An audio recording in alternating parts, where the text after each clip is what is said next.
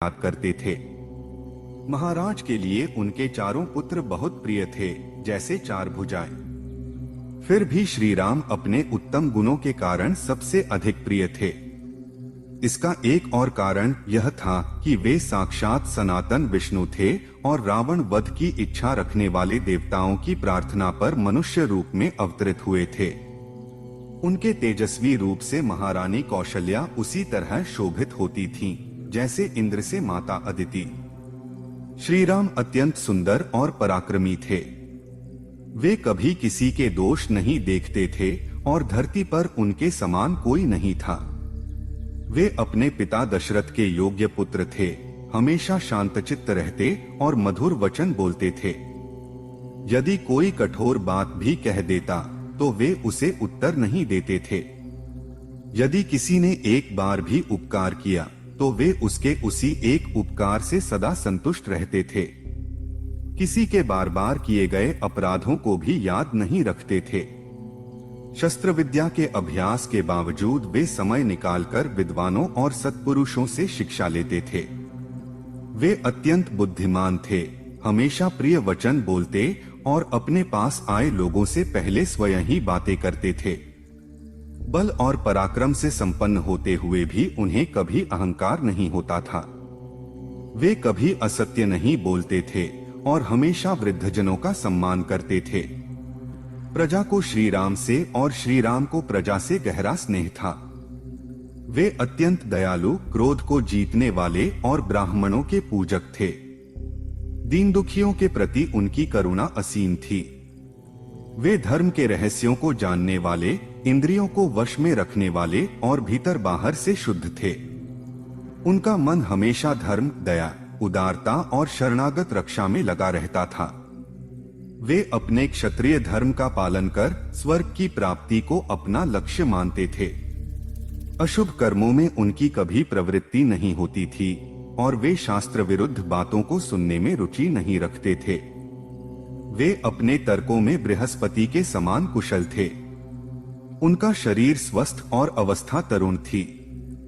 वे अच्छे वक्ता, सुंदर व्यक्तित्व वाले और समय समय की समझ रखने वाले थे। उन्हें देखकर ऐसा प्रतीत होता था मानो सारा पुरुषत्व श्री राम में ही प्रकट हुआ हो। श्री राम सभी उत्तम गुणों से युक्त थे। वे प्रजा के लिए उतने ही प्रिय थे जितना शरीर में प्राण। वे सभी विद्याओं में निपुण और वेदों के ज्ञाता थे। धनुर्विद्या में वे अपने पिता से भी श्रेष्ठ थे। वे सत्यवादी, सरल और दयालु थे। धर्म, अर्थ और काम के तत्वों को भली भांति जानते थे। वे स्मरण शक्ति और प्रतिभा से संपन्न थे। लोक व्यवहार में कुशल, धर्माचरण में निपुण और अपने विचारों को छिपाने वाले थे। उनके क्रोध और आनंद का कभी व्यर्थ प्रदर्शन नहीं होता था। वे त्याग और संग्रह के अवसरों को समझते थे और अपने गुरुजनों के प्रति उनकी भक्ति अटूट थी। वे कभी दुर्वचन नहीं बोलते थे, आलस्य से कोसों दूर रहते थे और अपने तथा दूसरों के दोषों को भली भांति पहचानते थे। वे शास्त्रों के ज्ञाता, उपकारियों के प्रति कृतज्ञ और लोगों के मनोभावों को समझने में निपुण थे। उचित समय पर दंड और पुरस्कार देने में वे अत्यंत चतुर थे। श्री राम धन की आय और व्यय के सभी उपायों को जानते थे। उन्होंने सभी अस्त्र शस्त्रों, भाषाओं और कलाओं में निपुणता प्राप्त की थी। वे धर्म और अर्थ का पालन करते हुए काम का भी उचित उपयोग करते थे और कभी आलस्य को पास नहीं आने देते थे। संगीत, चित्रकला और शिल्पकला में भी वे विशेषज्ञ थे। हाथियों और घोड़ों को नियंत्रित करने और उनकी चाल सिखाने में भी वे कुशल थे। श्री राम धनुर्विद्या में सभी से श्रेष्ठ थे। वीर और अतिरथी भी उनका सम्मान करते थे। युद्ध नीति में उनकी निपुणता अद्वितीय थी। देवता और असुर भी उन्हें परास्त नहीं कर सकते थे। वे क्रोध को जीत चुके थे, अहंकार और ईर्ष्या से मुक्त थे। उनके प्रति किसी के मन में अवहेलना भाव कभी नहीं आता था। काल भी उनके पीछे चलता था, वे काल के वश में नहीं थे। राजकुमार श्री राम अपने उत्तम गुणों के कारण समस्त प्रजाओं और तीनों लोकों के सभी प्राणियों के लिए आदरणीय थे। वे अपने क्षमा के गुणों से पृथ्वी के समान माने जाते थे। बुद्धि में वे बृहस्पति के तुल्य और पराक्रम में इंद्र के समान थे। जैसे सूर्य अपनी किरणों से जग को प्रकाशित करते हैं, वैसे ही श्री राम अपने सद्गुणों से सभी को प्रिय लगते और पिताजी की प्रसन्नता बढ़ाते थे। ऐसे सदाचार में निपुण, अपराजेय और तेजस्वी श्री राम को पृथ्वी ने अपना स्वामी बनाने की कामना की। राजा दशरथ अपने पुत्र श्री राम के अद्भुत गुणों को देखकर यह सोचने लगे कि कैसे अपने जीते जी मैं श्री राम का राज्याभिषेक देख पाऊं। यह विचार उनके मन में बार बार उठता कि श्री राम का राजा बनना सभी के लिए कल्याणकारी होगा। श्री राम की तुलना वे बल में यमराज और इंद्र से, बुद्धि में बृहस्पति से और धैर्य में पर्वत से करते थे। वे सोचते थे कि श्री राम मुझसे भी अधिक योग्य हैं और मैं अपने जीवन में इन्हें राजा बनते देख स्वर्ग को सुखपूर्वक प्राप्त करूं, यही मेरी इच्छा है। इन विचारों के साथ राजा दशरथ ने मंत्रियों के साथ परामर्श कर श्री राम को युवराज बनाने का निश्चय किया। राजा ने अपनी वृद्धावस्था और संसार में होने वाले अनेक अपशकुनों की चर्चा की। श्री राम, जिनका मुख पूर्ण चंद्रमा के समान शोभायमान था, समस्त प्रजा के प्रिय थे और राजा को इस बात की भली भांति समझ थी। उपयुक्त समय आने पर राजा दशरथ ने मंत्रियों को श्री राम के राज्याभिषेक की तैयारियां शीघ्र करने का आदेश दिया। इस शीघ्रता के पीछे राजा के प्रेम और प्रजा का अनुराग भी था। उन्होंने विभिन्न नगरों और जनपदों के प्रमुख लोगों और सामंतों को अयोध्या आमंत्रित किया और उनके रहने की उत्तम व्यवस्था के साथ आभूषणों से उनका स्वागत किया। स्वयं भी अलंकृत होकर राजा दशरथ उन सब से ऐसे मिले जैसे सृष्टिकर्ता ब्रह्मा अपनी प्रजा से मिलते हैं। इस जल्दबाजी में केकय नरेश और मिथिला नरेश जनक को नहीं बुलाया गया, यह सोचकर कि वे इस शुभ समाचार को बाद में सुन लेंगे। दरबार में बैठने के बाद केकय और जनक को छोड़कर सभी आमंत्रित राजा सम्मान पूर्वक आकर उपस्थित हुए और दिए गए आसनों पर विनम्रता से बैठे। चारों ओर से सामंतों, नगरवासियों और जनपदों के प्रतिनिधियों से घिरे हुए राजा दशरथ उस समय ऐसे लग रहे थे जैसे देवताओं के मध्य भगवान इंद्र शोभा पाते हैं। जय श्री राम। उस समय राजसभा में बैठे सभी लोगों को संबोधित करते हुए महाराज दशरथ ने मेघ की गर्जना जैसे गूंजते हुए और गंभीर स्वर में सबके आनंद को बढ़ाने वाली यह कल्याणकारी बात कही। राजा दशरथ का स्वर राजाओं के अनुरूप स्निग्धता और गंभीरता से भरा हुआ अत्यंत मनमोहक और अनुपम था। उन्होंने उस अद्भुत रसमय स्वर से समस्त नरेशों को संबोधित करते हुए कहा, हे सज्जनों, आप सभी भली भांति जानते हैं कि मेरे पूर्वजों ने इस महान राज्य और यहाँ की प्रजा का हमेशा पुत्र के समान पालन किया है। समस्त इक्ष्वाकुवंशी राजाओं ने जिस राज्य की रक्षा और समृद्धि की है, उसी राज्य को अब मैं भी कल्याण की ओर ले जाना चाहता हूँ। मेरे पूर्वजों के मार्ग का अनुसरण करते हुए मैंने भी सदैव जागरूक रहकर अपनी प्रजा की पूरी शक्ति से रक्षा की है। इस संसार के कल्याण के लिए मैंने अपने जीवन को श्वेत छत्र की छाया में वृद्ध बना लिया है। सहस्रों वर्षों की आयु प्राप्त कर अब मैं अपने वृद्ध शरीर को विश्राम देना चाहता हूँ। जगत के धर्मपूर्ण संरक्षण का यह भारी उत्तरदायित्व केवल राजाओं के शौर्य और प्रभाव से ही संभव हो पाता है। जिनका मन इंद्रियों पर विजय प्राप्त नहीं कर पाता, उनके लिए इस दायित्व को निभाना अत्यंत कठिन है। मैं भी इस भारी दायित्व को निभाते निभाते अब थक चुका हूँ। इसलिए यहाँ उपस्थित समस्त श्रेष्ठ ब्राह्मणों और विद्वानों की अनुमति से प्रजाजनों के हित में अपने पुत्र श्री राम को युवराज के पद पर नियुक्त करके मैं राज्य कार्य से विश्राम लेना चाहता हूँ। मेरे पुत्र श्री राम मुझसे सभी गुणों में श्रेष्ठ हैं। शत्रुओं को पराजित करने में वे देवराज इंद्र के समान पराक्रमी हैं। सभी कार्यों में कुशल और धर्मपरायण श्री राम को मैं कल प्रातः पुष्य नक्षत्र में युवराज पद पर अभिषिक्त करूंगा। लक्ष्मण के बड़े भाई श्री राम आप सभी के लिए योग्य स्वामी सिद्ध होंगे। उनके जैसे स्वामी से संपूर्ण त्रिलोक भी धन्य हो सकती है। श्री राम कल्याण स्वरूप हैं। उनके शीघ्र अभिषेक से मैं इस भूमंडल को तत्काल कल्याण का भागी बनाऊंगा। अपने पुत्र श्री राम को राज्य का भार सौंपकर मैं पूर्णतः निश्चिंत और क्लेश रहित हो जाऊंगा। यदि मेरी यह योजना आप सभी को उचित लगे और यदि आप इसे कल्याणकारी मानते हो तो कृपया सहर्ष इसकी स्वीकृति दें। अन्यथा यदि आपके मन में कोई और सुझाव हो जो सबके लिए अधिक हितकारी हो तो उसे भी खुलकर व्यक्त करें, क्योंकि मध्यस्थ पुरुषों का विचार एक पक्षीय विचारधारा से कहीं अधिक संतुलित और कल्याणकारी होता है। जब राजा दशरथ यह सब कह रहे थे तब वहां उपस्थित सभी नरेश अत्यंत प्रसन्न हो उठे। उन्होंने महाराज का उसी प्रकार अभिनंदन किया जैसे मोर मधुर आवाज में वर्षा करने वाले बादलों का स्वागत करते हैं। इसके बाद समस्त जन समुदाय की आनंद भरी हर्षध्वनि सुनाई पड़ी, जो इतनी प्रबल थी कि ऐसा प्रतीत होने लगा मानो संपूर्ण पृथ्वी गूंज उठी हो।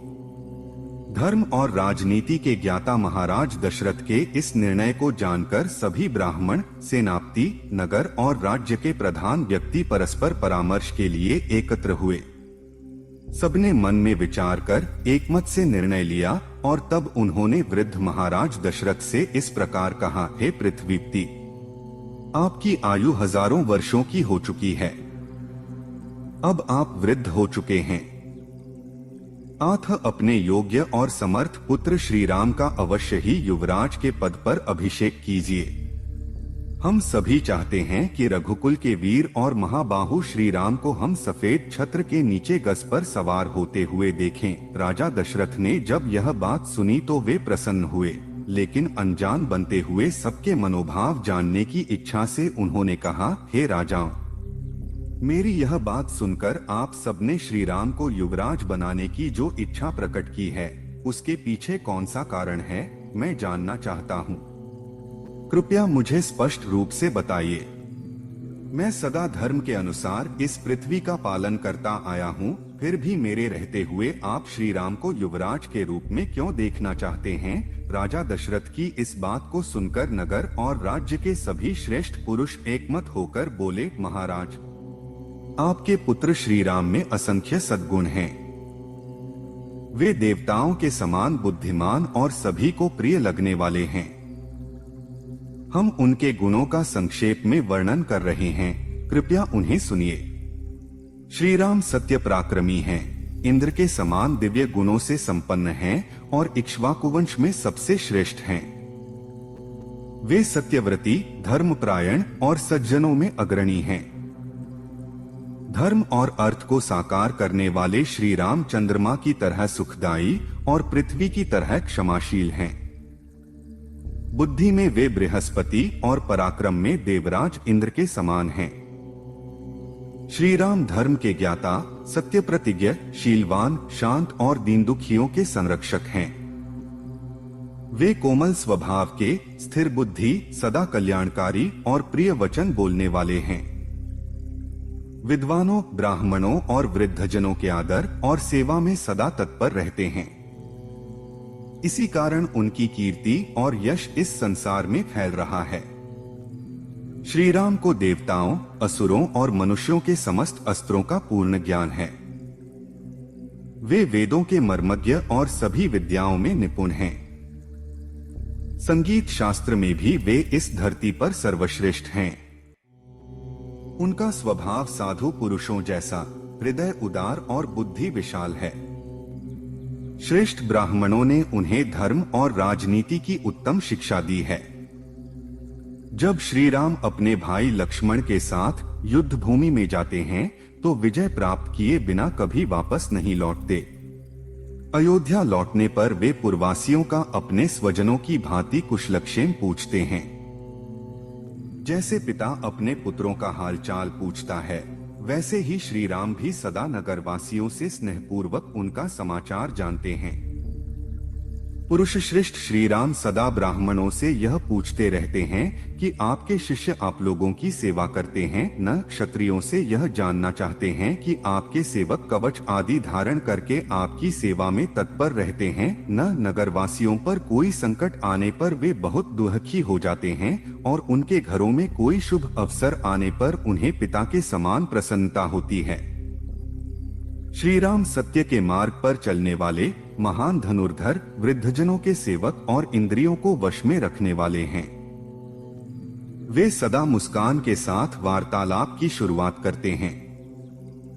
धर्म का पूर्ण रूप से आश्रय लेने वाले श्री राम कल्याणकारी योजनाओं में लगे रहते हैं और निंदनीय बातों में कभी रुचि नहीं लेते।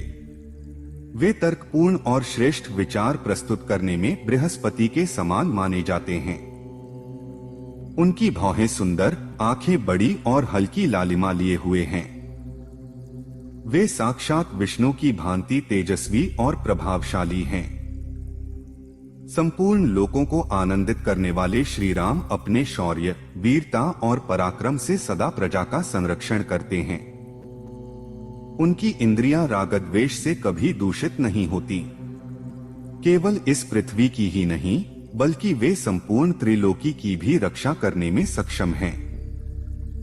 उनका क्रोध और प्रसन्नता हमेशा उचित होती है। जो व्यक्ति शास्त्र के अनुसार दंड के योग्य होता है उसे वे उचित दंड देते हैं और जो निर्दोष होता है उस पर कभी क्रोधित नहीं होते। जिस पर श्री राम प्रसन्न होते हैं उसे धन और सम्मान से पूर्ण कर देते हैं। संयमित मन और इंद्रियों के साथ उनके दिव्य गुण उन्हें वैसे ही शोभित करते हैं जैसे सूर्य अपनी किरणों से जगमगाता है। ऐसे समस्त गुणों से संपन्न, लोकपालों के समान प्रभावशाली और सत्यप्रिय श्री राम को इस धरती की प्रजा अपना स्वामी बनाना चाहती है। हमारे सौभाग्य से आपके वे सुपुत्र श्री राम जन कल्याण में पूर्ण रूप से सक्षम हो गए हैं। वे पुत्रोचित सभी गुणों से विभूषित हैं।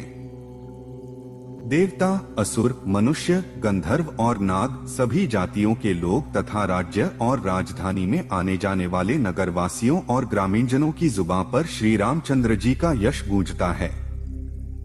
इस नगर की वृद्ध और युवा सभी स्त्रियां प्रतिदिन प्रातः और संध्या समय एकाग्रचित्त होकर श्री रामचंद्र जी के युवराज बनने की प्रार्थना करती हैं। महाराज, आपकी कृपा से अब वह प्रार्थना पूर्ण होनी चाहिए। राजश्रेष्ठ, जो नीलकमल के समान श्याम कांति से सुशोभित और समस्त शत्रुओं को संहार करने में समर्थ हैं, आपके उन ज्येष्ठ पुत्र श्री राम को हम युवराज के पद पर सुशोभित देखना चाहते हैं। इसलिए हे वरदायक महाराज, देवाधिदेव श्री विष्णु के समान पराक्रमी और लोकहित में सदैव तत्पर अपने सुपुत्र श्री राम का यथाशीघ्र राज्याभिषेक कीजिए। यही हम सबकी एकमात्र इच्छा है। जय श्री राम। सभासदों ने अपनी दोनों हथेलियों को कमल पुष्प की तरह जोड़कर सिर से लगाया और हर तरह से महाराज के प्रस्ताव का समर्थन किया। उनके इस सम्मान को स्वीकार करके राजा दशरथ ने सबको स्नेह और हितकारी वचन कहे, आप सब मेरे सबसे प्रिय ज्येष्ठ पुत्र श्री राम को युवराज के पद पर देखना चाहते हैं। इससे मुझे अत्यंत प्रसन्नता हुई है और मेरा गौरव भी बढ़ गया है। इस तरह नगरवासियों और सभासदों का सत्कार करके राजा दशरथ ने वामदेव और वशिष्ठ जैसे विद्वान ब्राह्मणों से कहा, यह चैत्र मास अत्यंत शुभ और पावन है। चारों ओर वनोपवन खिले हुए हैं। ऐसे शुभ समय में श्री राम के युवराज अभिषेक की सभी तैयारियां की जाएं। राजा के ऐसा कहते ही लोग हर्षित होकर जय घोष करने लगे।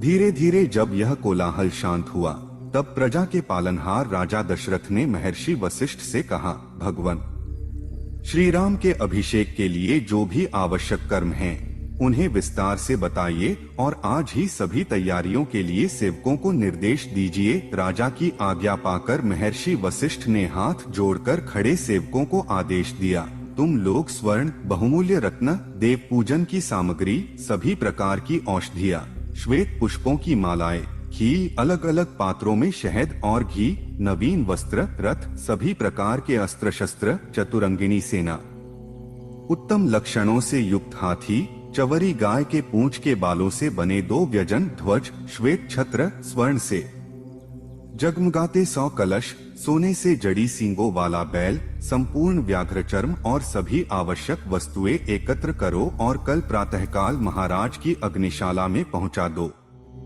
राजमहल और समस्त नगर के सभी द्वारों को चंदन और फूलों की मालाओं से सजाओ। वहां ऐसे सुगंधित धूप जलाओ जो अपनी महक से सबको मोहित कर लें।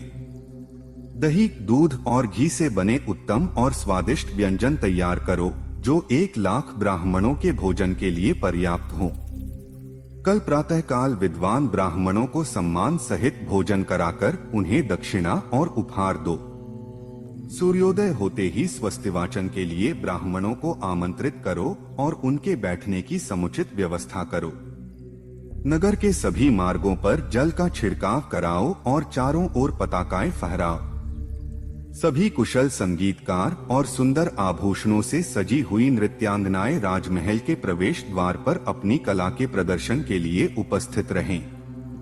नगर के मंदिरों और पूजनीय स्थलों पर विशेष भोग और दक्षिणा अर्पित करें। शस्त्रों से सुसज्जित साहसी योद्धा स्वच्छ वस्त्रों में पूरी तरह से सुसज्जित होकर महाराज के राजसभा में प्रवेश करें। इस तरह सभी सेवकों को निर्देश देकर वशिष्ठ और वामदेव ने स्वयं सभी अनुष्ठानों को विधिपूर्वक पूरा किया। राजा दशरथ द्वारा बताए गए कार्यों के अलावा जो भी आवश्यक कार्य थे उन्हें भी उन्होंने संपन्न किया। फिर प्रसन्नता से भरे हुए दोनों ऋषि राजा दशरथ के पास जाकर बोले, राजन, आपने जैसा आदेश दिया था वह सब कार्य सफलता पूर्वक पूरा हो गया है।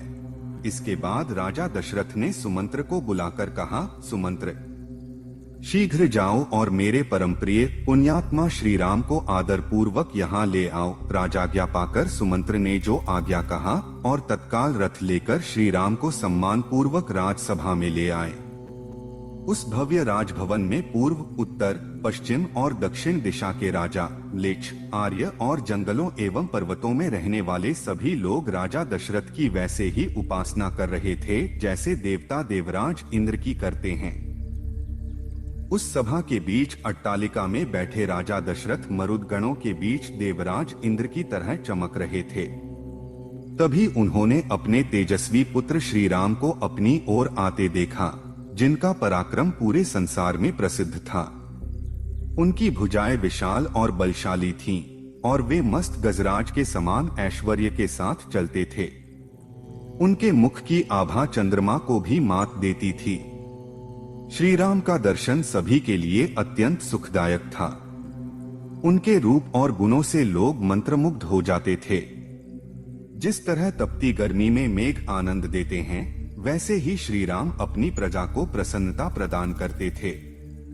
राजा दशरथ उनकी ओर एकटक निहारते रहे, मानो उनकी दृष्टि तृप्त ही नहीं हो रही थी। सुमंत्र ने श्री राम को रथ से उतारा और वे अपने पिता के पास जाने लगे। सुमंत्र भी उनके पीछे हाथ जोड़े चले। राजमहल कैलाश पर्वत के समान उज्ज्वल और भव्य था। रघुकुल को आनंद देने वाले श्री राम अपने पिता का दर्शन करने सुमंत्र के साथ महल में प्रवेश कर गए। उन्होंने विनम्रता से हाथ जोड़कर अपने पिता के चरणों में प्रणाम किया। श्री राम को प्रणाम करते देख राजा दशरथ ने प्रेम से उनके हाथ पकड़ लिए और अपने प्रिय पुत्र को हृदय से लगा लिया। इसके बाद उन्होंने श्री राम को रत्नजटित स्वर्ण सिंहासन पर बैठने का आदेश दिया।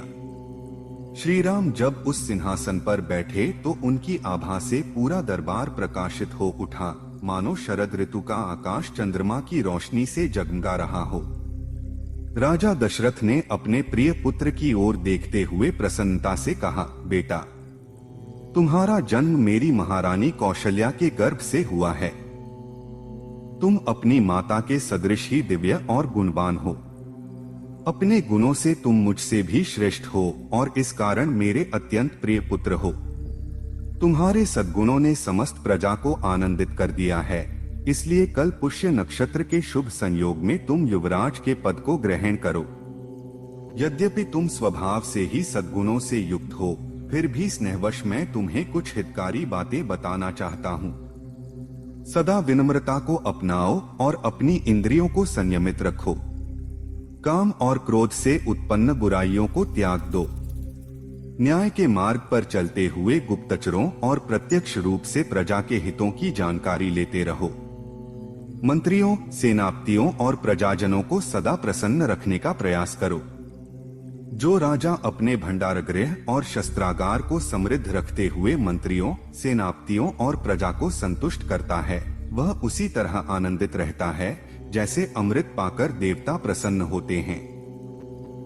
इसीलिए पुत्र, अपने मन को संयम में रखते हुए उत्तम आचरण का पालन करो। राजा दशरथ के इन वचनों को सुनकर श्री राम के प्रिय सहयोगियों ने तुरंत माता कौशल्या को यह शुभ समाचार सुनाया। यह सुनकर कौशल्या ने आनंदित होकर उन दूतों को बहुमूल्य रत्न, स्वर्ण और गौएं भेंट स्वरूप प्रदान की। इसके बाद श्री राम ने अपने पिता को प्रणाम किया और सम्मानित होते हुए अपने भव्य भवन की ओर लौट गए। नगरवासियों ने इस घोषणा को सुनकर अपने मन की अभिलाषा पूरी होने का अनुभव किया।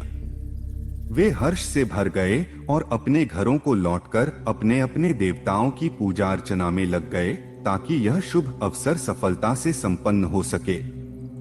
जय श्री राम। राजसभा से नगरवासियों के चले जाने के बाद समय और परिस्थिति को भली भांति समझने वाले प्रभावशाली राजा दशरथ ने एक बार फिर अपने मंत्रियों के साथ सलाह मशविरा किया। उन्होंने निश्चय किया कि अगले दिन पुष्य नक्षत्र है, अतः उस शुभ दिन वे अपने पुत्र श्री राम का युवराज पद पर अभिषेक कर देंगे। इसके बाद वे राजमहल के अंतःपुर में गए और सूत सुमंत्र को बुलाकर आदेश दिया, जाओ, श्री राम को फिर से यहाँ बुला लाओ। राजा की आज्ञा पाकर सुमंत्र तुरंत श्री राम को बुलाने के लिए उनके महल की ओर चले। द्वारपालों ने श्री राम को सुमंत्र के आगमन की सूचना दी। यह सुनते ही श्री राम के मन में हल्का संदेह उत्पन्न हुआ। उन्होंने सुमंत्र को आदर पूर्वक भीतर बुलाया और उतावली से पूछा, आपको दोबारा आने की आवश्यकता क्यों पड़ी? कृपया विस्तार से बताइए। सुमंत्र ने निवेदन किया, महाराज आपसे मिलना चाहते हैं। अब आपके निर्णय पर निर्भर है कि आप चलना चाहते हैं या नहीं। सुमंत्र की बात सुनकर श्री राम तुरंत अपने पिता राजा दशरथ से मिलने के लिए चल पड़े। उनके आगमन की सूचना मिलते ही राजा दशरथ ने उन्हें स्नेहपूर्वक महल के भीतर बुला लिया। जैसे ही श्री राम ने प्रवेश किया, उन्होंने दूर से ही हाथ जोड़कर अपने पिता को प्रणाम किया। राजा दशरथ ने पुत्र को स्नेह से उठाया, गले लगाया और सम्मान पूर्वक आसन पर बैठने के लिए कहा। फिर वे बोले, राम, अब मेरी आयु ढल चुकी है, मैंने जीवन के सभी सुखों का अनुभव कर लिया है। यज्ञ, दान और स्वाध्याय से अपने कर्तव्यों को पूरा किया है।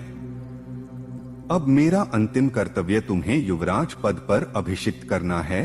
राजा दशरथ ने आगे कहा, बेटा, प्रजा तुम्हें अपना राजा बनते देखना चाहती है। साथ ही मुझे इन दिनों बहुत अशुभ स्वप्न दिख रहे हैं। आकाश में भयंकर उल्काएं गिर रही हैं और ज्योतिषियों ने बताया है कि मेरे जन्म नक्षत्र पर अशुभ ग्रहों का प्रभाव है। इन संकेतों को देखते हुए मैं चाहता हूं कि कल ही पुष्य नक्षत्र में तुम्हारा युवराज पद पर अभिषेक हो जाए। जब तक भरत अपने ननिहाल में हैं, तब तक इस कार्य को पूरा करना उचित होगा। राजा ने राम को आदेश दिया कि वे इस शुभ कार्य के लिए व्रत रखें, रात्रि में सीता के साथ उपवास करें और कुछ शैया पर सोए। उन्होंने यह भी सलाह दी कि उनके मित्र सावधान रहें, क्योंकि ऐसे शुभ कार्यों में बाधाएं आने की संभावना रहती है। पिता की आज्ञा पाकर श्री राम ने उन्हें प्रणाम किया और अपने महल की ओर चल दिए। वहां जाकर जब उन्होंने सीता को नहीं पाया, तो वे माता कौशल्या के कक्ष में पहुंचे। वहां उन्होंने देखा कि माता कौशल्या मौन होकर देव आराधना में लीन थीं, पुत्र के राज्याभिषेक की मंगल कामना कर रही थीं। सुमित्रा, लक्ष्मण और बाद में सीता भी वहां उपस्थित थीं। श्री राम ने माता को प्रणाम कर यह शुभ समाचार दिया, मां, पिताजी ने मुझे युवराज पद पर अभिषिक्त करने का निर्णय लिया है। कल पुष्य नक्षत्र में यह अभिषेक संपन्न होगा। उपाध्यायों के निर्देश के अनुसार सीता को भी इस रात मेरे साथ उपवास करना होगा। कृपया इस मंगल कार्य के लिए आवश्यक सभी तैयारियां करें। यह शुभ समाचार सुनकर माता कौशल्या की आंखों से आनंद के आंसू बहने लगे।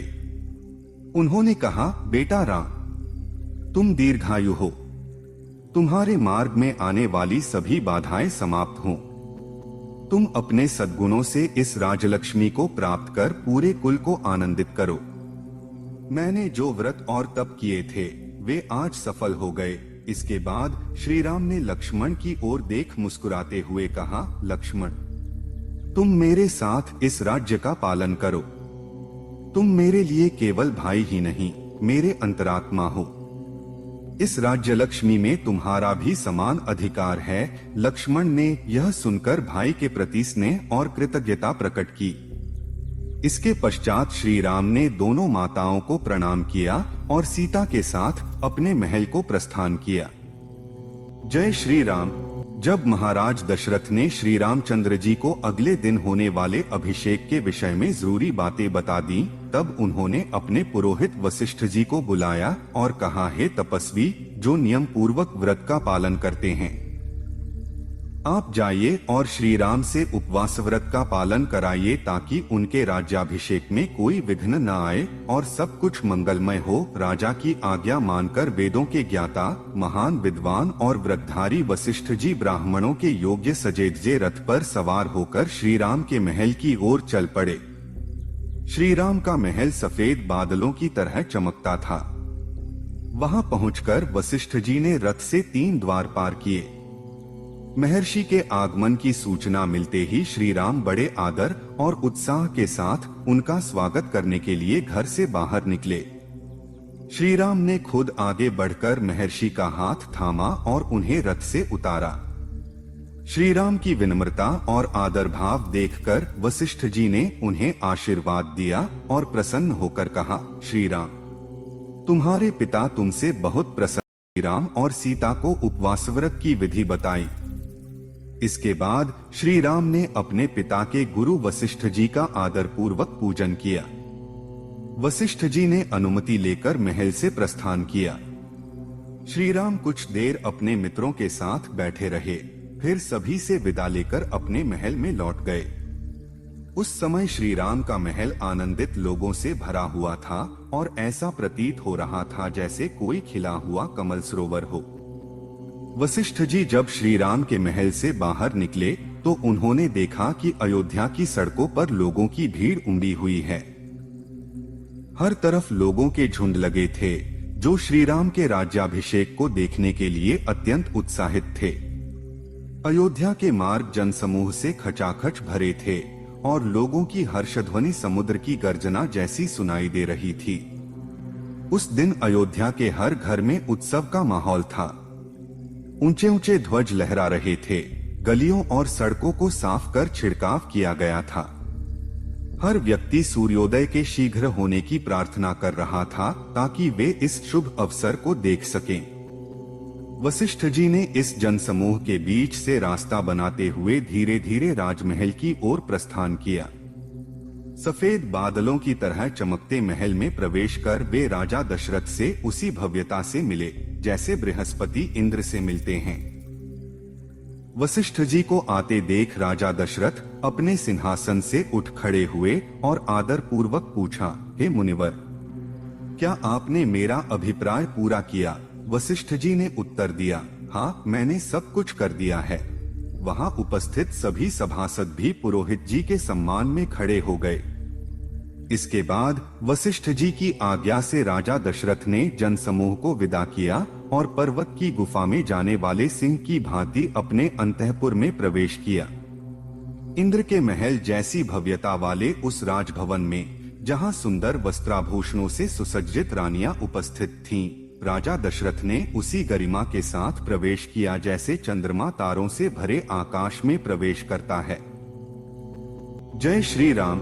पुरोहित जी के जाने के बाद संयमी स्वभाव वाले श्री राम ने स्नान किया और अपनी विशाल नेत्रों वाली पत्नी सीता जी के साथ भगवान नारायण की उपासना शुरू की।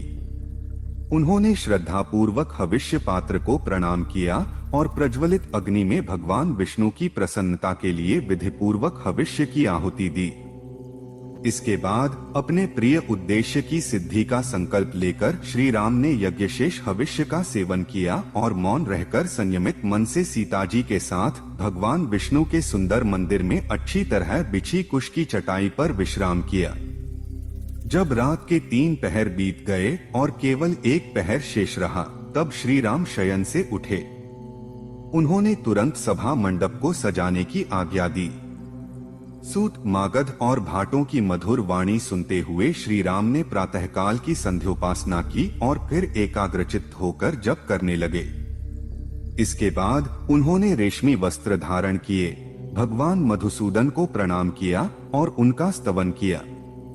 इसके बाद ब्राह्मणों से स्वस्ति वाचन कराया, जिनका पवित्र और मधुर उच्चारण पूरे अयोध्या में वाद्ययंत्रों की ध्वनि के साथ गूंज उठा।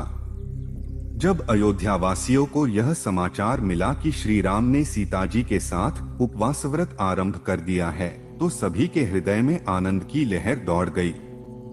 सुबह होते ही श्री राम के राज्य Made with thinly sliced potatoes, Lay's wafer chips, so light, so good. Cake की तैयारी शुरू हो गई। अयोध्या के विशाल मंदिरों, चौक चौराहों, गलियों, देववृक्षों, सभाभवनों, भव्य अट्टालिकाओं, व्यापारियों की सजी हुई दुकानों और गृहस्थों के सुंदर भवनों को ध्वजाओं और पताकाओं से सजाया गया। वहां के लोग नटों, नर्तकों और गायकों की मनमोहक प्रस्तुतियों का आनंद ले रहे थे। सभी जगह श्री राम के राज्याभिषेक की चर्चा हो रही थी। बच्चे भी अपने खेल में उसी का उल्लेख कर रहे थे।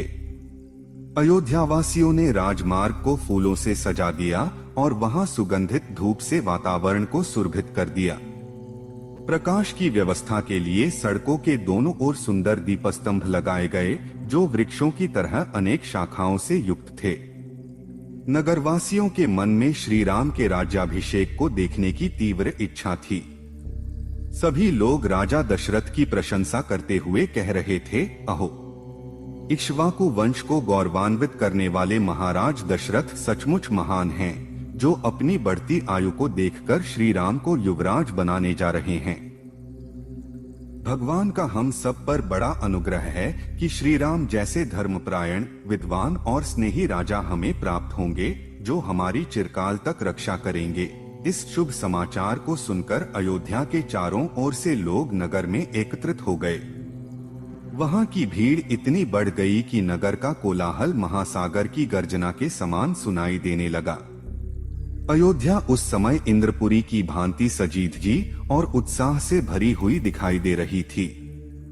जय श्री राम। रानी कैकेयी के पास एक सेविका थी जो उसके मायके से आई थी। वह हमेशा कैकेयी के साथ ही रहती थी। उसका जन्म कहाँ हुआ था, उसके देश और माता पिता कौन थे, इसका किसी को पता नहीं था।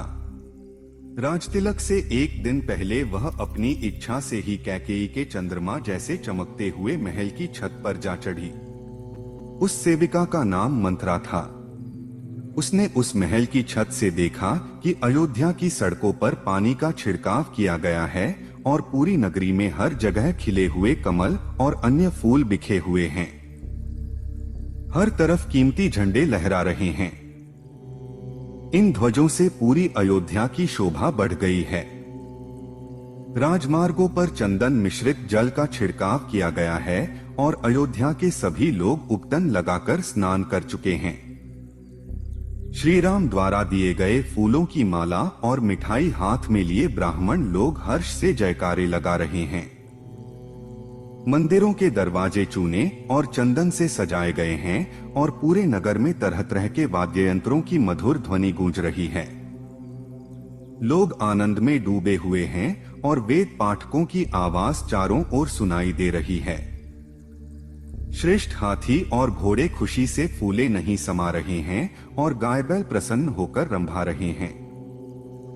पूरे नगर में आनंद और हर्ष का वातावरण है और ऊंचे ऊंचे ध्वज हर जगह लहरा रहे हैं। अयोध्या की इस अद्भुत शोभा को देखकर मंथरा को बहुत आश्चर्य हुआ। उसने महल के पास ही राम की धाय को खड़े देखा, जो आनंद से खिली हुई थी और पीले रंग की रेशमी साड़ी में बहुत सुंदर लग रही थी। उसे देखकर मंथरा ने पूछा, धाय, आज श्री राम की माता इतनी खुश क्यों हैं और सब लोगों को धन क्यों बांट रही हैं? आज नगर के सभी लोग इतने प्रसन्न क्यों हैं? इसका कारण मुझे बताओ। आज महाराज दशरथ किस शुभ कार्य को करने जा रहे हैं? राम की धाय आनंद से भरी हुई थी। उसने मंथरा के सवाल पर खुश होकर बताया, मंथरा, रघुनाथ जी को बहुत बड़ी संपत्ति मिलने वाली है। कल महाराज दशरथ श्री राम को युवराज पद पर अभिषिक्त करेंगे। यह सुनकर मंथरा के मन में जलन होने लगी। वह तुरंत महल की ऊंची छत से नीचे उतर आई। उसे इसमें कैकेयी के लिए अनिष्ट दिखाई दिया।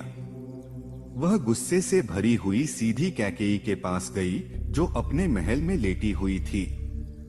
मंथरा ने कहा, मूर्खे, उठ, क्या सो रही है? तुझ पर बहुत बड़ा संकट आ रहा है और तुझे इसकी खबर भी नहीं है। तेरे ऊपर विपत्ति का पहाड़ टूटने वाला है और तू अभी भी निश्चिंत पड़ी है। तेरे पति तुझे दिखाने के लिए तो तुझसे प्रेम करते हैं, लेकिन तेरे पीठ पीछे तेरा अनिष्ट करने पर तुले हैं। तू उन्हें अपने प्रति समर्पित मानती है, लेकिन जैसे गर्मियों में नदी सूखने लगती है, वैसे ही तेरा सौभाग्य भी अब खत्म होने वाला है। मंथरा की इस बात को सुनकर कैकेयी के मन में दुख हुआ। उसने मंथरा से पूछा, मंथरा, क्या कोई अनहोनी हो गई है? तू इतनी परेशान क्यों है और दुखी क्यों दिख रही है? मंथरा बातचीत में बहुत चतुर थी। उसने कैकेयी के मीठे शब्द सुनकर भी और ज्यादा गुस्से से भरते हुए कहा, देवी, तुम्हारे सौभाग्य के नाश की शुरुआत हो गई है और अब इसका कोई उपाय भी नहीं है। कल महाराज दशरथ श्री राम को युवराज बनाने जा रहे हैं। यह समाचार सुनकर मेरा मन चिंता और भय से भर गया है। मैं तुम्हारे हित की बात बताने के लिए यहाँ आई हूँ। यदि तुम्हें कोई दुख पहुँचा तो मैं भी दुखी हो जाऊंगी। तुम्हारी उन्नति में ही मेरी उन्नति है, इसमें कोई संदेह नहीं। देवी, तुम राजाओं के घराने में जन्मी हो और महाराज की पत्नी हो, फिर भी राजधर्म की चालाकियों को क्यों नहीं समझ रही हो? तुम्हारे पति धर्म की बातें तो बहुत करते हैं, लेकिन अंदर से बहुत कठोर हैं। वे ऊपर से मीठे लगते हैं, लेकिन उनके इरादे बहुत अलग हैं। तुमने उनकी चिकनी चुपड़ी बातों पर विश्वास कर लिया और आज तुम्हें धोखा मिल रहा है। महाराज दशरथ ने भरत को तुम्हारे मायके भेज दिया और अब श्री राम को युवराज बनाने की तैयारी कर रहे हैं। तुमने अपने पति को सच्चा साथी समझा, लेकिन वह तो तुम्हारे लिए शत्रु की तरह व्यवहार कर रहे हैं। राजा दशरथ ने तुम्हारे साथ अन्याय किया है। देवी, तुम सदा सुख भोगने के योग्य हो, लेकिन तुम्हारे पति ने तुम्हारे साथ छल किया है। उन्होंने श्री राम को युवराज बनाने का निश्चय करके तुम्हें और तुम्हारे बेटे को बर्बाद कर दिया है। तुम्हें अब जल्दी कोई निर्णय लेना होगा, जिससे तुम्हारे बेटे की और मेरी रक्षा हो सके। मंथरा की इन बातों को सुनकर कैकेयी अचानक उठ बैठी। उसका मन प्रसन्न हो गया। उसने खुश होकर मंथरा को एक सुंदर आभूषण दिया और मुस्कुराते हुए कहा, मंथरा, तूने मुझे बहुत ही प्रिय समाचार सुनाया है। मैं तुझ पर बहुत प्रसन्न हूँ। मैं राम और भरत में कोई भेद नहीं समझती। मुझे यह जानकर बहुत खुशी हो रही है कि श्री राम युवराज बनने जा रहे हैं। मंथरा, तू मुझसे जो चाहे मांग सकती है। मैंने आज जितनी प्रिय बात सुनी है, वैसी और कोई बात नहीं हो सकती। अब तू मुझसे कोई भी वरदान मांग ले, मैं तुझे अवश्य दूंगी। जय श्री राम। यह सुनकर मंथरा ने कैकेयी को उलाहना देते हुए उसके दिए हुए आभूषणों को फेंक दिया और क्रोध तथा दुख से भरकर इस तरह बोली, रानी, तुम कितनी भोली हो। अहो, तुमने यह अनुचित आनंद क्यों व्यक्त किया? जहां शोक होना चाहिए वहां तुम्हें खुशी कैसे हो रही है? अरे, तुम दुख के सागर में डूबी हुई हो, फिर भी तुम्हें अपनी इस विपत्ति का एहसास नहीं हो रहा। देवी, इतने बड़े संकट के समय तुम्हें दुखी होना चाहिए, लेकिन तुम प्रसन्न हो रही हो। तुम्हारी इस दशा को देखकर मेरा मन बहुत क्लेश में है। मैं दुख से व्याकुल हो रही हूं। मुझे तुम्हारी इस अज्ञानता पर और भी ज्यादा दुख हो रहा है। अरे, सौत का बेटा हमेशा विरोधी होता है। यह सौतेली मां के लिए किसी खतरे से कम नहीं। भला जो स्त्री बुद्धिमान हो वह अपने सौत के बेटे के बढ़ने पर कैसे प्रसन्न हो सकती है? यह राज्य भरत और राम दोनों के लिए समान रूप से है, लेकिन दोनों का अधिकार एक जैसा नहीं है। राम के बढ़ते प्रभाव से भरत को अवश्य ही खतरा है। यही सोचकर मैं अत्यधिक चिंतित हो रही हूँ, क्योंकि शक्तिशाली व्यक्ति के सामने कमजोर को हमेशा भय होता है। जब राम को राज्य की शक्ति मिल जाएगी तो भरत के लिए संकट और बढ़ जाएगा। लक्ष्मण तो पूरी तरह से श्री राम के प्रति समर्पित हैं और उसी तरह शत्रुघ्न भी भरत के साथ चलते हैं। भामिनी, जन्मक्रम के अनुसार राम के बाद भरत का ही राज्य पर अधिकार बनता है, लेकिन अगर राम राजा बन गए तो भरत के लिए यह अधिकार भी समाप्त हो जाएगा। लक्ष्मण और शत्रुघ्न तो छोटे हैं, उनके राज्य पाने की संभावना बहुत कम है। श्री राम सभी शास्त्रों के ज्ञाता हैं, राजनीति में निपुण हैं और अवसर के अनुसार निर्णय लेने वाले हैं। ऐसे में उनके शासन में तुम्हारे पुत्र के लिए कोई स्थान नहीं बचेगा। कौशल्या सच में सौभाग्यशाली हैं, जिनके पुत्र को कल पुष्य नक्षत्र में श्रेष्ठ ब्राह्मणों द्वारा युवराज पद पर अभिषेक किया जाएगा। वे इस अखंड राज्य की स्वामिनी बनेंगी और तुम उनके सामने दासी के रूप में खड़ी रहोगी। इस तरह तुम्हारे पुत्र भरत को भी श्री राम की सेवा करनी पड़ेगी। राम की पत्नी सीता और उनकी सखियां निश्चय ही इस प्रसंग से बहुत प्रसन्न होंगी, लेकिन भरत की पत्नियां इस स्थिति से शोक में डूब जाएंगी। मंथरा को इस तरह व्याकुल और असंतुलित बातें करते देख कैकेयी ने श्री राम के गुणों की प्रशंसा करते हुए कहा, कुब्जे, श्री राम धर्म के ज्ञाता, सद्गुणों से संपन्न, इंद्रियों को वश में रखने वाले, सत्यवादी और पवित्र व्यक्ति हैं। साथ ही वे महाराज के ज्येष्ठ पुत्र हैं, इसलिए युवराज बनने के सबसे योग्य वही हैं। वे दीर्घायु होकर अपने भाइयों और सेवकों को पिता की तरह संरक्षण देंगे। कुब्जे, राम के राज्याभिषेक की बात सुनकर तू इतनी व्यथित क्यों हो रही है? राम के राज्य प्राप्ति के बाद भी भरत को समय आने पर अपने पितरों का राज्य अवश्य मिलेगा। मंथरा, जब भविष्य में सब कुछ अच्छा ही होने वाला है, तब तू क्यों इस तरह व्यर्थ में जल रही है? मेरे लिए भरत और राम दोनों समान रूप से प्रिय हैं। बल्कि राम तो मुझसे भी अधिक सेवा करते हैं। अगर राम को राज्य मिल रहा है तो इसे भरत की सफलता ही मानो, क्योंकि राम अपने भाइयों को अपने समान ही मानते हैं। कैकेयी की इस बात को सुनकर मंथरा को और भी अधिक दुख हुआ। उसने लंबी सांस खींचकर कहा, रानी, तुम मूर्खतावश अपने विनाश को ही सुख समझ रही हो। तुम्हें अपने भविष्य की स्थिति का अंदाजा नहीं है। तुम उस दुख के महासागर में डूब रही हो जो शोक और संकट से भरा है।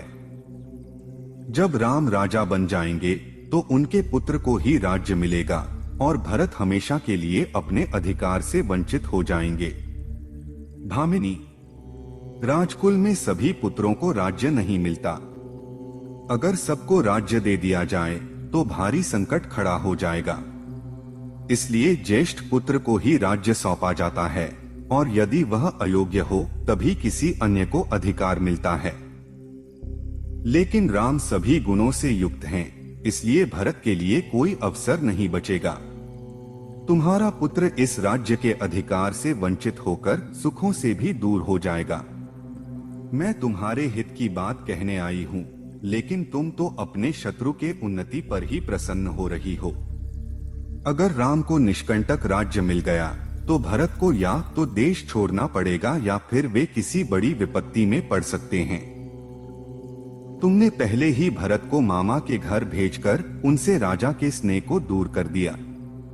अगर भरत यहाँ रहते तो राजा का उन पर भी स्नेह बढ़ता और वे भी राज्य में भागीदार बन सकते थे। लक्ष्मण की तरह शत्रुघ्न भी भरत के साथ जाते हैं और इस तरह दोनों भाई एक दूसरे का सहारा बनते हैं।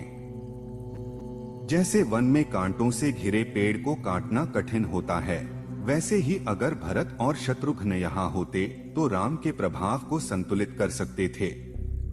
लक्ष्मण श्री राम के रक्षक हैं और राम लक्ष्मण के। दोनों भाइयों का प्रेम संसार में प्रसिद्ध है, इसलिए राम लक्ष्मण का कभी अहित नहीं करेंगे, लेकिन भरत के लिए संकट अवश्य खड़ा करेंगे। इसलिए मेरा मानना है कि राम को वनवास भेजना ही तुम्हारे और भरत के हित में है। अगर भरत राजा बनेंगे तो तुम्हारे और तुम्हारे परिवार का कल्याण होगा। राम का राज्य प्राप्त करना भरत के लिए बड़ा संकट है, इसलिए तुम्हें ऐसा उपाय सोचना चाहिए जिससे भरत को राज्य मिले और राम को वनवास जाना पड़े। जय श्री राम। मंथरा के ऐसा कहने पर कैकेयी का चेहरा क्रोध से लाल हो गया। उसने गहरी और गर्म सांस लेते हुए कहा, कुब्जे, मैं श्री राम को जल्दी ही वन भेज दूंगी और भरत को युवराज के पद पर बैठाऊंगी। लेकिन इस समय सोचने की बात यह है कि इसे पूरा करने का सही तरीका क्या हो। ऐसा क्या करूं कि भरत को राज्य मिल जाए और श्री राम किसी भी तरह उसे न पा सकें। कैकेयी की यह बात सुनकर मंथरा, जो हमेशा पाप का रास्ता दिखाती थी, श्री राम के हितों पर वार करती हुई बोली, राजकुमारी, अब देखो मैं क्या करती हूँ। मेरी बात ध्यान से सुनो, जिससे केवल तुम्हारे पुत्र भरत को ही राज्य मिलेगा, श्री राम को नहीं। कैकेयी, क्या तुम्हें याद नहीं है या जानबूझकर मुझसे छुपा रही हो? जिस बात की तुमने मुझसे कई बार चर्चा की है, अब वही बात सुनना चाहती हो। कारण क्या है? अगर तुम चाहती हो कि मैं ही इसे बताऊं, तो सुनो और उसी के अनुसार काम करो। मंथरा की बात सुनकर कैकेयी अपने बिछे हुए बिस्तर से थोड़ा उठकर बोली, मंथरा, वह तरीका बताओ जिससे भरत को राज्य मिले और श्री राम किसी भी तरह उसे न पा सकें। कैकेयी के ऐसा कहने पर मंथरा, जो हमेशा बुराई का रास्ता दिखाती थी, इस बार भी श्री राम के हितों पर चोट करते हुए बोली, देवी, पुरानी बात है जब देवताओं और असुरों के बीच युद्ध हुआ था। उस समय राजा दशरथ तुम्हें साथ लेकर इंद्र की मदद करने गए थे। दक्षिण दिशा में दंडकारण्य के भीतर वैजयंत नामक एक प्रसिद्ध नगर था, जहां शंबर नामक एक महान असुर रहता था। उसकी ध्वजा पर भेल मछली का निशान था और वह सैकड़ों मायाओं का जानकार था। देवताओं की सेना भी उसे हरा नहीं पाती थी। एक बार उसने इंद्र के साथ युद्ध छेड़ दिया। उस भयंकर युद्ध में जब रात को थके हुए सैनिक सो जाते, राक्षस उन्हें उनके बिस्तर से घसीटकर मार डालते। इसी युद्ध में महाबाहु राजा दशरथ ने भी असुरों के साथ भयंकर लड़ाई की। इस युद्ध में असुरों ने अपने शस्त्रों से उनके शरीर को बुरी तरह घायल कर दिया। जब राजा दशरथ बेहोश हो गए, तब तुमने सारथी बनकर उन्हें रणभूमि से सुरक्षित स्थान पर ले जाकर उनकी जान बचाई। जब वे दोबारा घायल हुए, तब भी तुमने उन्हें वहां से हटाकर फिर से बचाया। इस पर खुश होकर महाराज ने तुम्हें 2 वरदान देने का वचन दिया। उस समय तुमने कहा, प्राणनाथ, जब मेरी इच्छा होगी तब मैं इन वरदानों को मांगूंगी। उस समय राजा ने तथास्तु कहकर तुम्हारी बात मान ली थी। देवी, मैं इस बात को नहीं जानती थी। यह घटना भी तुमने ही मुझसे बताई थी और तभी से मैं इसे अपने मन में संजोए हुए हूँ। अब समय आ गया है कि तुम इन वरदानों के बल पर राजा को अपने वश में करो और श्री राम के अभिषेक की योजना को बदल दो। तुम अपने स्वामी से ये दोनों वरदान मांगो। पहला, भरत का राज्याभिषेक और दूसरा श्री राम को 14 वर्षों का वनवास। जब श्री राम वन में चले जाएंगे तो इतने सालों में भरत प्रजा के दिल में अपनी जगह बना लेंगे और इस राज्य पर अपनी पकड़ मजबूत कर लेंगे।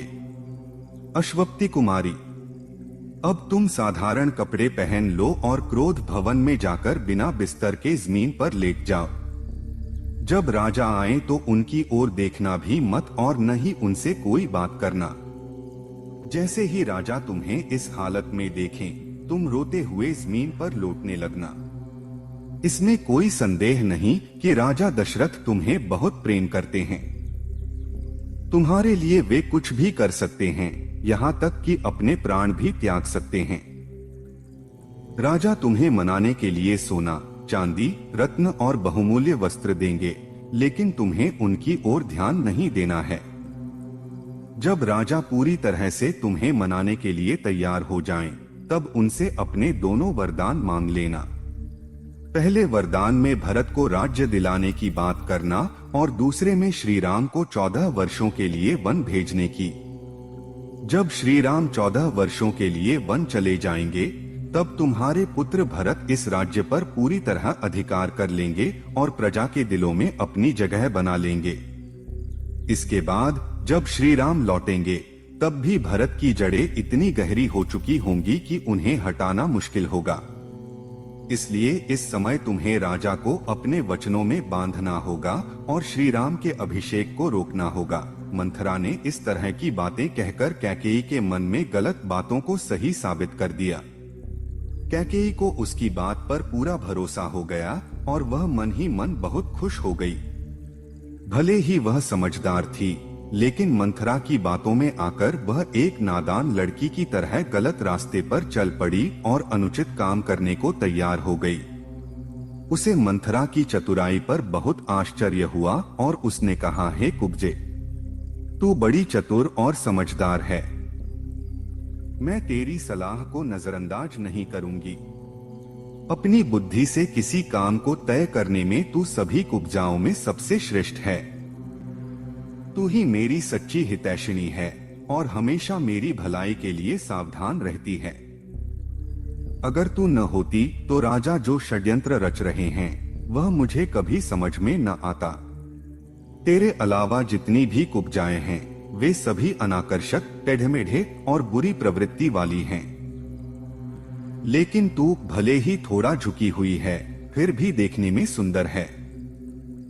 तेरा वक्षस्थल थोड़ी असमानता के कारण ऊंचा दिखता है, लेकिन उसके नीचे जो सुंदर नाभि वाला पेट है वह मानो इस ऊंचाई के सामने संकोच करता हुआ शांत और कोमल प्रतीत होता है।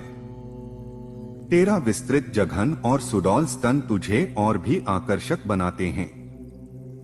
मंथरा, तेरा चेहरा चंद्रमा की तरह निर्मल और अद्भुत चमक से भरा है। तेरा कमरबंद और सुशोभित कटी भाग भी बहुत सुंदर है। तेरी टांगें आपस में सटी हुई हैं और तेरे पैर बड़े और आकर्षक हैं। जब तू रेशमी साड़ी पहनकर मेरे आगे चलती है तो तेरी शोभा और भी बढ़ जाती है।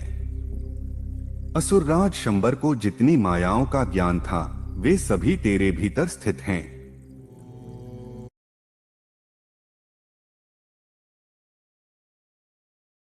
इसके अलावा भी तू हजारों तरह की चतुराइयां जानती है।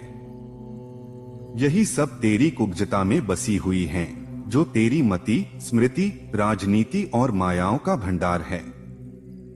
सुंदरी मंथरा, अगर भरत का राज्याभिषेक हुआ और श्री राम वन चले गए तो मैं तुझे खूब तपे हुए सोने की बनी सुंदर माला पहनाऊंगी और तेरे इस कुब्बड़ पर चंदन का लेप करवाऊंगी। तेरे ललाट पर सुंदर सोने का टीका सजाऊंगी और तू बहुत से गहनों और शानदार वस्त्रों को पहनकर देवांगना के समान शोभित होगी। तब तेरे चंद्रमा जैसे मनोहर मुख की कोई तुलना नहीं होगी। तेरा सौंदर्य ऐसा दमकेगा कि सभी शत्रुओं के बीच तू अपने सौभाग्य पर गर्व करेगी। जैसे तू हमेशा मेरी सेवा करती है, वैसे ही तेरी सेवा में भी कई कुब्जाएं लगी रहेंगी। इस तरह जब मंथरा की खूब प्रशंसा की गई, तब उसने कैकेयी से कहा, देवी, अगर नदी का पानी निकल जाए तो फिर बांध बनाने का कोई फायदा नहीं। राम के अभिषेक के बाद तुम्हारी कोई बात सुनी नहीं जाएगी, इसलिए अब देर मत करो। तुरंत उठो और कोप भवन में जाकर राजा को अपनी स्थिति बताओ। मंथरा के इस उत्साहवर्धन पर गर्वित और सुंदर कैकेयी ने तुरंत कोप भवन का रुख किया। वहां जाकर उसने अपने बहुमूल्य आभूषण उतारकर फेंक दिए। सोने जैसी कांति वाली कैकेयी मंथरा की बातों के वश में आ गई थी। वह जमीन पर लेटकर बोली, मंथरा, अब मुझे न सोने से, न रत्नों से, न तरह तरह के भोजनों से कोई मतलब है। अगर श्री राम का राज्याभिषेक हुआ तो मेरे जीवन का अंत निश्चित है। या तो राम वन जाएंगे और भरत राजा बनेंगे, या फिर तू राजा को मेरी मृत्यु का समाचार सुनाएगी। इसके बाद मंथरा ने कैकेयी को और भी कठोर और चालाकी भरी बातें कहकर भरत के राज्याभिषेक के लिए तैयार किया। उसने कहा, देवी, अगर राम राजा बन गए तो निश्चय ही तुम और तुम्हारे पुत्र भरत को बहुत कष्ट झेलना पड़ेगा। इसलिए जल्दी करो और भरत के राज्याभिषेक के लिए प्रयत्न करो। मंथरा के इन तीखे और कड़वे वचनों ने कैकेयी को भीतर तक बेचैन कर दिया। उसने अपने गहने उतारकर फेंक दिए और बिना बिस्तर के जमीन पर लेट गई। इस समय वह स्वर्ग से गिरी हुई किसी अप्सरा जैसी लग रही थी। उसका मुख क्रोध और अमर्ष से भरा हुआ था और उसकी सुंदरता भी मुरझा गई थी। जय श्री राम। जब पापिनी मंथरा ने देवी कैकेयी को गलत और भ्रामक बातें समझा दी तो वह जैसे किसी जहरीले बाण से घायल होकर धरती पर छटपटाने लगी। मंथरा की बातों को सही मानकर चालाक और चतुर कैकेयी ने धीरे धीरे अपना पूरा मनोभाव मंथरा के सामने प्रकट कर दिया। मंथरा के वचनों से प्रभावित और दुखी कैकेयी नागकन्या की तरह लंबी लंबी सांसें लेने लगी और अपने लिए अनुकूल मार्ग के बारे में सोचने लगी। मंथरा, जो अपनी स्वामिनी के हित की इच्छुक थी, कैकेयी के इस निर्णय को सुनकर बहुत प्रसन्न हुई, जैसे उसे कोई बड़ी सफलता मिल गई हो। इसके बाद क्रोध से भरी कैकेयी ने अपने कर्तव्य का निश्चय कर लिया और अपनी भौहों को तिरछा करते हुए धरती पर लेट गई। फिर उसने अपने बहुमूल्य आभूषण और सुंदर पुष्पमालाएं उतारकर इधर-उधर फेंक दी, जो ऐसे बिखरे हुए थे जैसे आकाश में तारे चमकते हैं। मलिन वस्त्र धारण कर और अपने केशों को एक ही वेणी में बांधकर क्रोधित कैकेयी कोप भवन में ऐसी प्रतीत हो रही थी जैसे कोई घायल अप्सरा हो। उधर महाराज दशरथ श्री राम के राज्याभिषेक की तैयारियों में व्यस्त होकर अपने मंत्रियों को आवश्यक आदेश देकर रानीवास की ओर चल पड़े। यह सोचकर कि इस शुभ समाचार को अभी किसी रानी ने नहीं सुना होगा, वे अपनी प्रिय रानी कैकेयी को यह खुशखबरी सुनाने के लिए उत्साहपूर्वक उनके महल में प्रवेश कर गए। राजा दशरथ जब कैकेयी के भवन में पहुंचे तो वह भवन अपनी सुंदरता में अनुपम था। वहां तोते, मोर और हंस की मधुर ध्वनियां गूंज रही थीं, संगीत की मीठी लहरें फैल रही थीं और चंपाशोक के फूलों से सुसज्जित लता मंडप उस भवन की शोभा बढ़ा रहे थे। हाथी दांत, चांदी और सोने से सजे हुए सिंहासन और विविध प्रकार के व्यंजन उस महल को स्वर्ग के समान बना रहे थे। लेकिन जब महाराज दशरथ ने उस आलीशान शया पर कैकेयी को नहीं पाया तो उनके मन में चिंता उत्पन्न हुई। अपनी प्रिय रानी की अनुपस्थिति देखकर वे बेचैन हो उठे और उनकी खोज में पूछताछ करने लगे। यह देखकर प्रतिहारी डर गई और हाथ जोड़कर बोली, देवी कैकेयी अत्यंत क्रोधित होकर कोप भवन की ओर चली गई हैं। यह सुनकर राजा दशरथ का मन भारी हो गया, उनकी इंद्रियां विचलित हो उठीं और वे दुखी होकर कोप भवन की ओर बढ़े। वहां उन्होंने देखा कि कैकेयी भूमि पर लेटी हुई हैं, जो उनके लिए उचित नहीं था। वृद्ध राजा अपनी तरुण पत्नी को अत्यंत स्नेह करते थे और उनकी इस दशा को देखकर दुखी हो गए। उन्होंने देखा कि कैकेयी मानो कोई स्वर्ग से गिरी हुई देवी हो। राजा दशरथ ने व्याकुल होकर स्नेहपूर्वक अपनी रानी को छूकर पूछा, प्रिय, तुम्हें किसने कष्ट दिया है? कौन है जिसने तुम्हारा अपमान किया है? तुम जो इस तरह दुख में धरती पर पड़ी हो उसका कारण क्या है? तुम्हारे कल्याण के लिए मैं सदा तत्पर हूँ, फिर तुम्हें इस तरह कष्ट क्यों उठाना पड़ रहा है?